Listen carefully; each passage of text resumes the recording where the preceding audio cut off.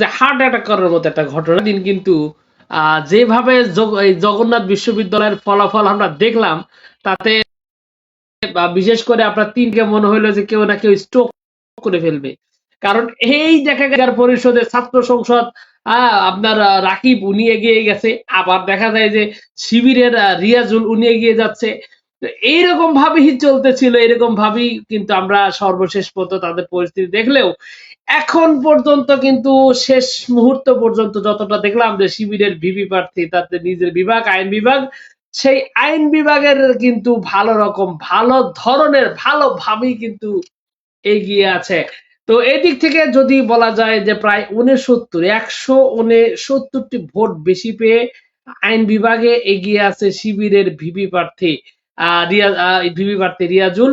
তো সর্বশেষ আমরা যে আপডেটটা আমরা দেখলাম সেই আপডেট অনুযায়ী কিন্তু এটা খুবই খুবই মানে মারাত্মক একটা পরিস্থিতি। কারণ হলো যে আমরা এই যে আমরা একটু দেখাই আপনাদের দেখায় দেখায় কথা বলি এবং আমরা হয়তো চাচ্ছি যে শেষ মুহূর্ত পর্যন্ত আপনাদের সাথে একটু থাকি। তো 36তম যে কেন্দ্র সেই কেন্দ্র যে ঘোষিত হয়েছে সেই ঘোষিত কেন্দ্রে কিন্তু রিয়াজুল কিন্তু আছে 4883 ভোট নিয়ে এবং তার সাথে নিকটতম প্রতিদ্বন্দ্বী হিসাবে আছে AKM রাকিব, মানে গণ অধিকার ছাত্র সংসদ ছাত্র আরো কতগুলো আমরা ছাত্র দল সবকিছু মিলিয়ে সমন্বিত যে ভিপি প্রার্থী সেই রাকিব, সেখানে কিন্তু 3923 ভোট, মানে 960 ভোট, 1-2 ভোট না, 960 ভোটে লিড আছে শিবিরের। এবং এই মুহূর্তে ধরাই যায় কারণ মাত্র আর তিনটি মাত্র আপনার কেন্দ্র আছে ফলাফল ঘোষণার। তো তিনটি ফলাফল জায়গা থেকে যদি দেখা যায় যে বড় কোনো যদি লাভ বা জাম্প যদি না আসে তাহলে রীতিমতো এখানে কিন্তু নিশ্চিত এখানে কিন্তু জিতেই গেছে ছাত্র শিবির। তো এখানে কিছু বিষয় আছে, বিষয়টা হলো এইটা, এই জগন্নাথ বিশ্ববিদ্যালয়ে কিন্তু আমরা সর্বশেষ যেটা দেখেছিলাম যেখানে কিন্তু তারেক জিয়া সরাসরি এই নির্বাচনটাতে উনি মোটামুটি হস্তক্ষেপ করেছিলেন, কারণ উনি অনুরোধ করে একদম স্বতন্ত্র প্রার্থীকে সরিয়ে দিয়েছিলেন। স্বতন্ত্র প্রার্থী ছিল না, মোটামুটি 3-4টা প্রার্থী দেখা গেছে যে ছাত্র দলকে সমর্থন দিয়ে তারা কিন্তু নির্বাচন থেকে সরে যায়। তো তাদের একটা বড় ধরনের একটা প্রস্তুতি ছিল এই জগন্নাথ বিশ্ববিদ্যালয়ে তাদের বিজয়টা বের করে আনার জন্য। তো তাদের আসলে ভাগ্যে সেটা জোটেনি এবং সর্বশেষ তাদের যে অবস্থা তাদের যে কন্ডিশন সেই কন্ডিশন থেকে কিন্তু আসলে মানে তারা বেরিয়ে আসে, এখানে আসলে ফাইট দিছে। আপনি বলতে পারেন যে ডাকসুতে যেরকম একটা পরাজয় তারা বরণ করেছে, জাকসুতে যেরকম পরাজয় বরণ করেছে, তার রাকসুতে রাজশাহী বিশ্ববিদ্যালয় আবার চট্টগ্রাম বিশ্ববিদ্যালয় এই সব কিছুতে যেভাবে অসহায় ভাবে আত্মসমর্পণ করছে, তো এইখানেও সেম কাহিনী। কারণ হলো যে এখানে জিএস পদে এগিয়ে আছে ছাত্র শিবির, এখানে আপনার এজিএস পদে এগিয়ে আছে ছাত্র শিবির, এখানে ভিপি পদে এখন পর্যন্ত শেষ পর্যন্ত এগিয়ে আছে ছাত্র শিবির। মানে তিনটাতে কিন্তু বিগ উইন বলা চলে, বিশাল একটা জয় ছাত্র শিবির কিন্তু এখানে পেয়ে যাচ্ছে। তো এখানে আসলে আমরা একটু লাস্ট আপডেট একটু মাঝে মাঝে দিই নাকি, একটু আপডেট না দিলে তো খারাপ দেখা যায়। চলেন একটু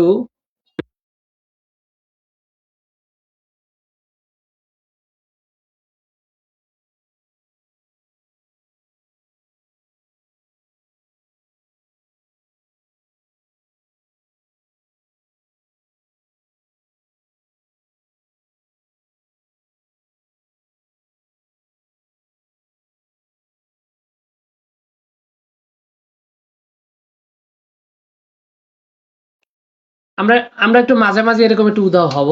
কি কারণে উদাও হব আপনাদের রিপোর্ট দিব, ঠিক আছে? তো লাস্ট আমরা একটা আপডেট পেয়েছি, লাস্ট আপডেটটা একটু আপনাদের দেখাই। লাস্ট আপডেটটা কি পেলাম, লাস্ট আপডেটটা পেয়েছি হলো আপনার এইটা পেয়েছি লাস্ট আপডেট, আপনি হয়তো খুশি হবেন আপনারা।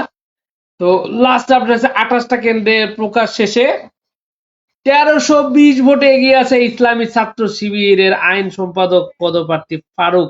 তো তার মানে বুঝতেই পারতেছেন যে শুধুমাত্র ভিপি পর্যায়ে বা আপনার জিএস পর্যায়ে, এই জিএস পর্যায়ে যে লড়াই হচ্ছে তা কিন্তু হচ্ছে না, তাদের নিচু যেগুলো আপনার হল সংসদ গুলা যেটা আছে সেগুলোতেও কিন্তু ভালো রকমের একটা অবস্থা কিন্তু রয়েছে ইসলামী ছাত্র শিবিরের। তো এইরকম ভাবেই আসলে চলতেছে সারাটা দিন। কিন্তু আমার কথা হলো যে এখানে ছাত্র শিবির যেভাবে এককভাবে এতগুলো ছাত্র শক্তির বিরুদ্ধে যেখানে করছে, কেন্দ্র আর কয়টা ভাই বাকি? কেন্দ্র বাকি আর আছে মাত্র মাত্র ৩টা, কারণ ৩৬টা তো ঘোষণা হয়ে গেছে না। ৩৬টা ঘোষণা হলে আর মাত্র ৩টা থাকে। তো ৩টায় আর কি হবে? এখানে আসলে ছাত্র শিবির মোটামুটি জিতেই গেছে, এটা বলা যায়। মোটামুটি আসলে ডিক্লেয়ার করার কোনো সুযোগ নেই। তবে শেষ পর্যন্ত আমরা অপেক্ষা করব। তবে আসলে হাব ভাব দেখে তো বোঝা যায় কতটা যাবে। তো এখানকার যে সর্বশেষ যে পরিস্থিতি, সর্বশেষ আমরা যে খবরটা এখানে পেলাম, তাতে কিন্তু খুব ভালো রকমের একটা অবস্থানে কিন্তু ইসলামী ছাত্র শিবির রয়েছে।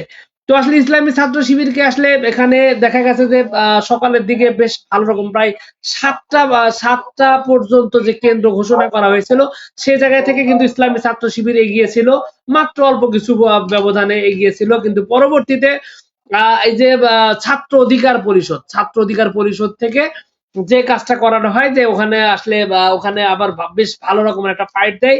মোটামুটি আপনার 18 বা 19টা আসন, 19টা মানে এই পর্যন্ত কেন্দ্র পর্যন্ত ভালো রকমের ফাইট দেয়, কারণ 200 পর্যন্ত ব্যবধান হয়ে গেছিল। 200 ভোটে এগিয়ে গিয়েছিল আপনার ছাত্র অধিকার পরিষদের যে প্রার্থী রয়েছে, সেই প্রার্থী রাকিব। কিন্তু পরবর্তীতে আবার দেখা যায় যে একদম ভালো রকমের একটা ভালো রকমের একটা বিজয়ের পথে আগায়, কিন্তু আবার লাস্টের দিকে এসে ছাত্র শিবির আবারও মোটামুটি ধরা খেয়ে যায়, মানে শূন্য ভোট পাওয়ার ইতিহাস দেখা গেল। ছাত্র যে আপনার ভিপি প্রার্থী যে রয়েছে, ভিপি প্রার্থী মাত্র 4 ভোট পায়, সেটা হলো সঙ্গীত বিভাগ। সঙ্গীত বিভাগে কিন্তু ছাত্র শিবির কিন্তু ভালো রকমের একটা ধরা খেয়ে যায়। তো ছাত্র শিবিরের যে শেষ যে মানে ওই যে ধাক্কা, ওইটাই ছিল শেষ ধাক্কা, কারণ ওই ধাক্কায় যখন মাত্র 124 কিংবা 125টা ভোটে এগিয়ে আসিল, তো পরবর্তীতে যখন ছাত্রদের ওই যে আপনার কি বলে এটাকে, ওই সঙ্গীত যে বিভাগ রয়েছে, সেই সঙ্গীত বিভাগে দেখা যায় যে 124টা না 25টা ভোট পুরোটাই আপনার এই ছাত্র অধিকার পরিষদ পায়। তো যার কারণে দেখা যায় যে এখানে বড় ধরনের একটা বিজয় কিন্তু পেয়ে গেছে। মানে বড় ধরনের বিজয়ের কাছাকাছি, মানে কি বলবো এটাকে, লেভেল মানে 1 ভোটে এগিয়ে থাকে মাত্র।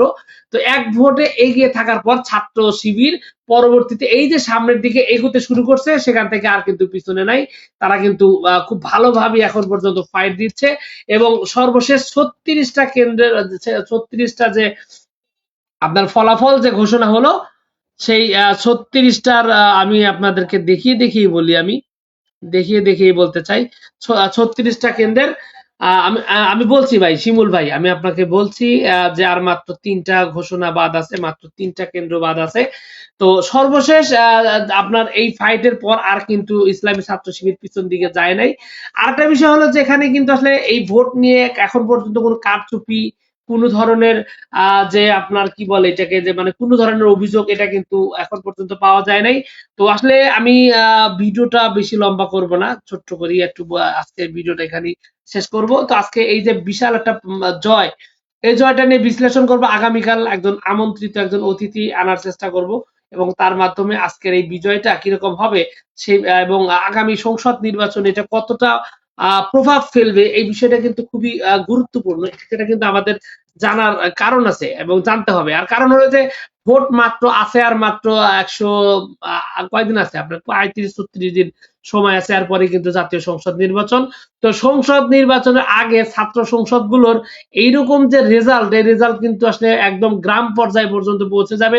শিবিরের যে একটা বড় জয়, এই বড় জয়টা কিন্তু মানুষের মধ্যে ব্যাপকভাবে কাজ করবে, এবং অনেকে তো সরাসরি বলতেছেন যে এই জয়টা মূলত জামায়াত ইসলামীকে বিজয় পর্যন্ত করিয়ে দিতে পারে। আরেকটা বিষয় হলো যে এই যে জগন্নাথ বিশ্ববিদ্যালয়ের মতো একটা বিশ্ববিদ্যালয়, যেখানে এই জায়গায় আসলে শিবিরের মতন একটা দল যে জিতবে, এটা মানুষের ধারণার বাইরে, একদম মানে ধারণার অতীত।